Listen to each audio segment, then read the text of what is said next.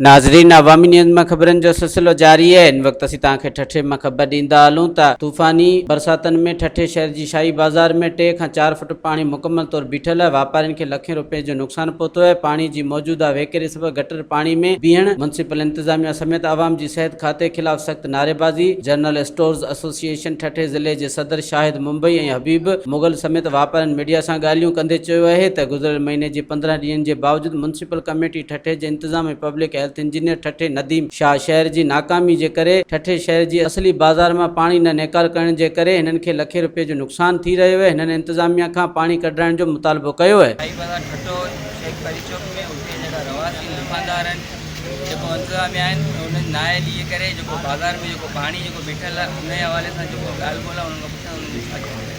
आवाम जेको तो पूरो जोश आहियूं ऐं पूरो मन आहियूं असांखे जेको हाणे रोड ते अचण ते मजबूर कयो वियो आहे। असां चऊं था सादिक साहब खे ऐं इंतज़ामिया खे त महिरबानी करे हिन मसइले हल करे जे न त हाणे असां रोडनि ते इंतज़ाम जेका आहे इहा सफ़र न हाल आहे।